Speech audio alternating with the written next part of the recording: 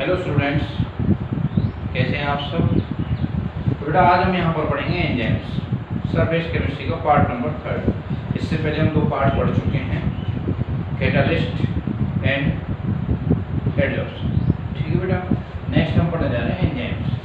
Enzyme भी एक तरीके के कैटालिस्ट ही होते हैं, लेकिन ये लिविंग ऑर्गेनिज्म के लिए होते हैं। किसके लिए होते हैं? लिविंग ऑर्गेनिज्म के लिए होते हैं। जो लिविंग ऑर्गेनिज्म में जो रिएक्शंस हो रही होती हैं उनको क्या कराते हैं? स्पीड अप कराते हैं। ठीक है बेटा, enzymes are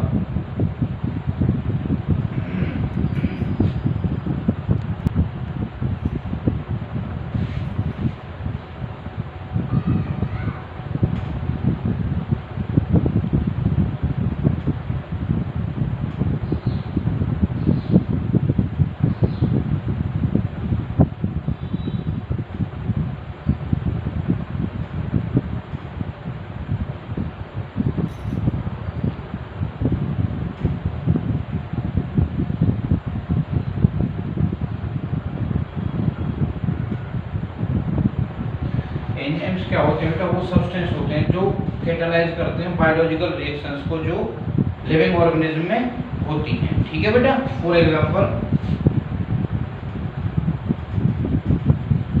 C12 H22 O11।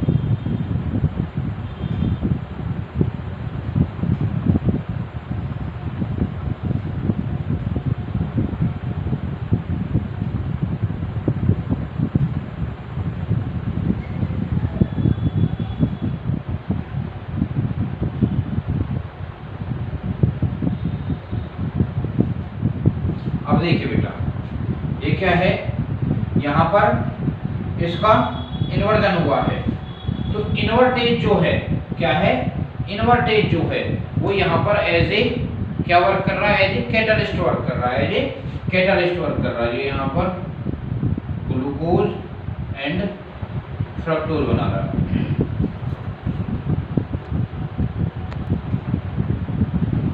ये सुक्रोज है। ठीक है बेटा, सुक्रोज का इन्वर्जन हो रहा है और क्या बन रहा है? ग्लूकोज और फ्रक्टोज बन रहा है। तो यहाँ पर जो इन्वर्टेज है वो एज ए क्या काम कर रहा है? एज ए कैटालिस्ट काम कर रहा है, यानी कि एंजाइम की तरह वर्क कर रहा है। ठीक है, तो यहाँ पर ये क्या है? एज ए एंजाइम है। ठीक है, नेक्स्ट है इसमें characteristics of enzymes. Characteristics of enzymes. Enzymes की कैरेक्टरिस्टिक्स नंबर 1 है स्पेसिफिसिटी।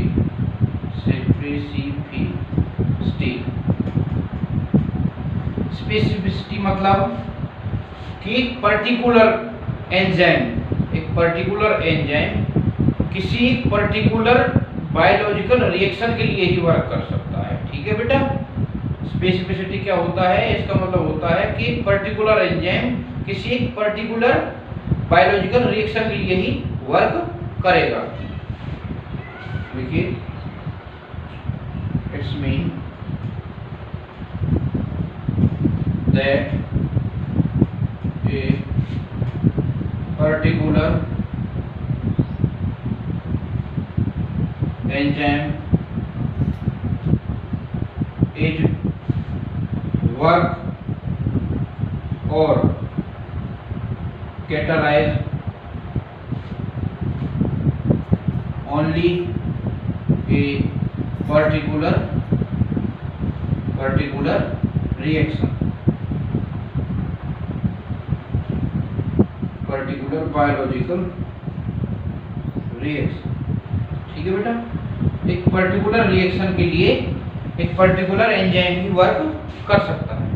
ठीक है, सेकंड हो जाएगा इसका a very small amount of enzyme is sufficient।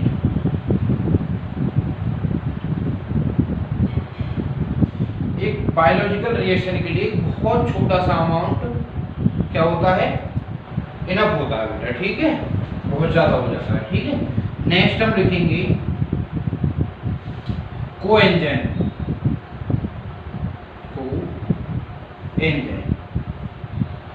Coenzyme क्या होते हैं? जो इनको एक्टिवेट करते हैं, एंजाइम को which activate the enzymes to catalyze a biological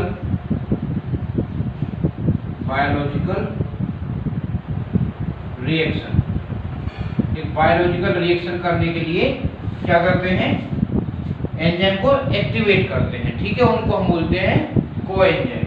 ठीक है बेटा, नेक्स्ट 4th पॉइंट देखते हैं।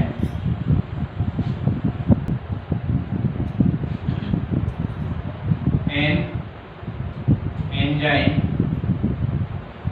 Work best at optimum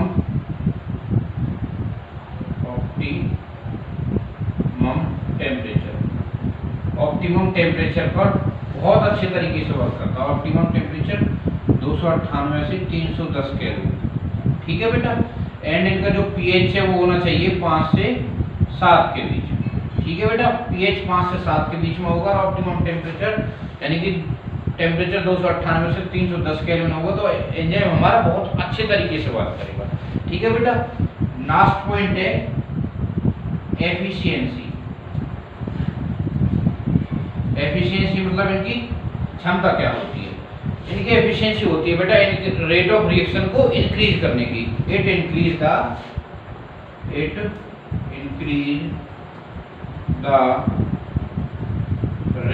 of reaction. It increase the rate of reaction या फिर स्पीड ऑफ रिएक्शन। क्लियर बेटा, ये बायोलॉजिकल रिएक्शन की स्पीड को बढ़ा देते हैं। ठीक है, कितना? It increase from 10 to the power 8 to 10 to the power 20 times. कितना बढ़ा देते हैं बेटा? 10 to the power 8 से 10 to the power 20 टाइम तक ये हमारी बायोलॉजिकल रिएक्शन की स्पीड को बढ़ा देते हैं। ठीक है बेटा, हमने क्या जान लिया? एंजाइम जान लिया। उसके बाद हमने कैरेक्टरिस्टिक्स ऑफ एंजाइम जान लिया। एंजाइम क्या होते हैं? जो हमारी बायोलॉजिकल रिएक्शंस को कैटालाइज करते हैं, उनको हम एंजाइम बोलते हैं। ठीक है बेटा, उसके बाद कुछ कैरेक्टरिस्टिक्स हैं। सबसे पहले है स्पेसिफिसिटी। इसका मतलब कि पर्टिकुलर एंजाइम एक पर्टिकुलर रिएक्शन के लिए ही वर्क करेगा, अदरवाइज दूसरी रिएक्शन में वर्क नहीं कर सकता, दूसरी रिएक्शन को कैटालाइज नहीं कर सकता है। एक बहुत छोटा सा अमाउंट एंजाइम का सफिशिएंट होता है। थर्ड है कोएंजाइम, मतलब जो एंजाइम को एक्टिवेट करते हैं वर्क करने के लिए और बायोलॉजिकल रिएक्शन। ठीक है जी। उसके बाद है an enzyme work best at optimum temperature. Optimum temperature पर जो एंजाइम है वो बहुत अच्छे तरीके से वर्क करते हैं। और उसके बाद है एफिशिएंसी। एफिशिएंसी मतलब यानी कि इनकी क्षमता क्या होती है? इनकी एफिशिएंसी होती है कि रेट ऑफ रिएक्शन को यानी कि स्पीड ऑफ रिएक्शन को बढ़ाना, बायोलॉजिकल रिएक्शन की स्पीड को बढ़ा देना। और कितना बढ़ा सकती हैं? 10 to the power 8 से 10 to the power 20 टाइम्स। ठीक है बेटा, अब इनके कुछ एग्जांपल्स देखेंगे हम इनके।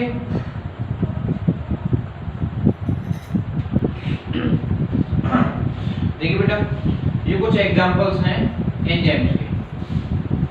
देखिए, सबसे पहले हम जैसे बात करते हैं inversion of sugar. First point है हमारा inversion of sugar. Inversion of sugar कैसे होता है? C12H22O11 प्लस में H2O। तो इसके लिए जो एंजाइम वर्क करता है वो होता है इन्वर्टेज। क्या होता है? इन्वर्टेज वर्क करता है। इन्वर्टेज एंजाइम वर्क करता है। ठीक है बेटा, और ग्लूकोज और फ्रक्टोज में टूट जाता है। तो एंजाइम क्या हो गया? इन्वर्टेज। सोर्स कहाँ है? कहाँ से मिलता है हमें? ईस्ट से मिलता है। ठीक है, ईस्ट से मिलता है। ठीक है बेटा, सेकंड है conversion of glucose into ethyl alcohol. अब जो ग्लूकोज है उसको इथाइल अल्कोहल में चेंज करना है हमें, तो उसके लिए क्या होता है? एंजाइम वर्क करता है जाइमेज। क्या वर्क करता है? जाइमेज। जाइमेज हमारी हेल्प करता है, जो बायोलॉजिकल रिएक्शन है उसकी हेल्प करता है ताकि जो क्या है ग्लूकोज इथाइल अल्कोहल में टूट पाए। ठीक है बेटा, ये भी ईस्ट से मिलता है हमें। थर्ड हो गया कन्वर्जन ऑफ माल्टोज। माल्टोज जो होता है उसका ग्लूकोज में कन्वर्जन करना, माल्टोज का ग्लूकोज में कन्वर्जन करना। तो इसके लिए क्या होता है, माल्टेज नाम का एंजाइम होता है, वो एज ए कैटलिस्ट और एंजाइम वर्क करता है यहाँ पे, ठीक है बेटा। वो इस रिएक्शन को स्पीड अप करता है, वो भी हमें ईस्ट से मिलता है। फॉर एग्जांपल जैसे आपने सभी ने देखा होगा देसी conversion of milk into curd, दही मतलब क्या होता है, दूध का दही में बदलना, उसके लिए भी एंजाइम की जरूरत होती है कैटलिस्ट की, जो उसको जल्दी जल्दी करे, तो होता है लैक्टिक बेसिली नाम का एक एंजाइम होता है, ठीक है। और वो हमें कहाँ से मिलता है, वो हमें दही से ही मिलता है। आपने देखा होगा जो जामुन डालते हैं वो इसी का दही का ही उसमें डालते हैं दूध में, ठीक है बेटा, तभी तो वो दही जम पाती है। ये कुछ एग्जांपल्स हो गए हमारे एंजाइम्स के, ठीक है बेटा, क्लियर है। इसके बाद देखते हैं मैकेनिज्म ऑफ एंजाइम्स।